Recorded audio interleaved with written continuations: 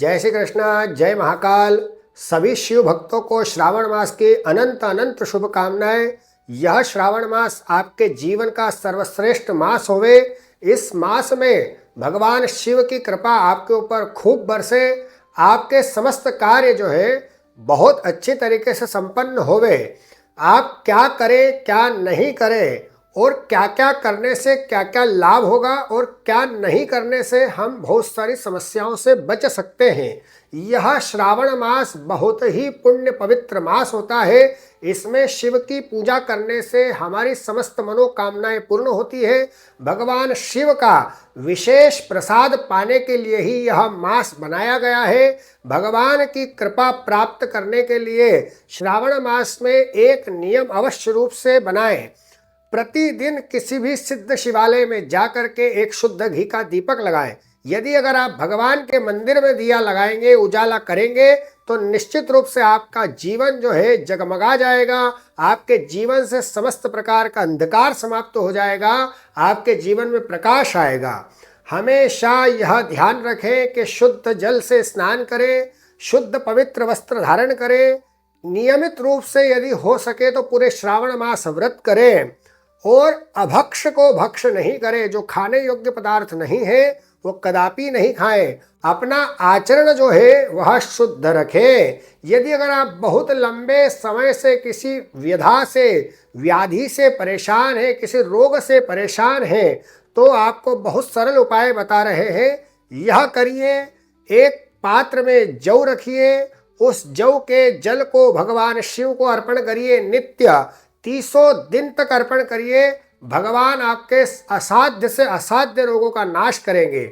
यदि अगर आपके घर में किसी प्रकार का आर्थिक संकट चल रहा है तो भगवान शिव जी को प्रतिदिन अपने स्वयं के हाथों से शुद्ध गाय का दूध अर्पण करिए और ओम नमः शिवाय बोलते हुए शिवलिंग के ऊपर नियमित रूप से कम 2 से 3 मिनट तक लेपन करिए।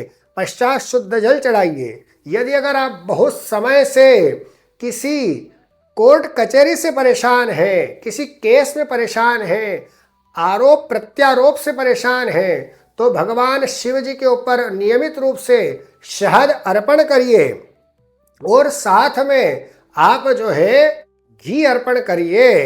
यदि अगर आप विवाह से परेशान हैं, यदि विवाह नहीं हो रहा है, तो एक पान का पत्ता लीजिए। पान के पत्ते के ऊपर शहद और खड़ी हल्दी रख करके ओम नमः शिवाय बोलते हुए भगवान शिव को 11 दिन तक अर्पण करिए। निश्चित रूप से आपके विवाह में जो भी बाधाएं आ रही है उसका समूल नाश होगा। भगवान शिव की कृपा से वर को वधु और वधु को वर प्राप्त होगा। श्रावण मास 29 तारीख को आरंभ हो रहा है, 29 जुलाई को आरंभ हो रहा है, 28 अगस्त तक लगातार चलेगा।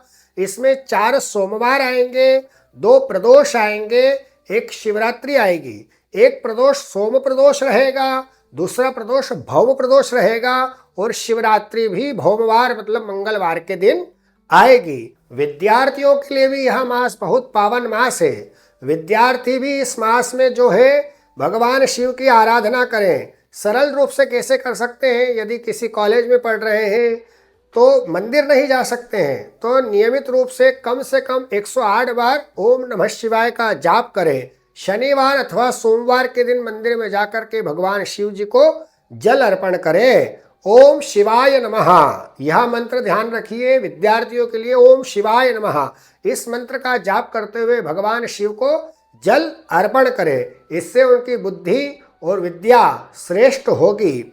यदि अगर आप संतान से परेशान हैं, यदि संतान उत्पन्न नहीं हो पा रही है, तो पूरे महीने भर भगवान शिव जी को क्षीरान्न का भोग लगाइए। ओम नमः शिवाय 1008 बार प्रतिदिन जप करिए, 11 बिलपत्र चढ़ाइए। भगवान कृपा से आपके यहाँ निश्चित रूप से संतान प्राप्त होगी। हमारे द्वारा उज्जैन तीर्थ में महाकालेश्वर मंदिर परिसर में भगवान शिव के लिए विशेष अनुष्ठान कराए जा रहे हैं। श्रावण मास में आप यदि इसमें सम्मिलित होना चाहते हैं तो आप हमसे संपर्क कर सकते हैं। श्रावण मास में विशेष रूप से अभिषेक एक दिन अवश्य करिए।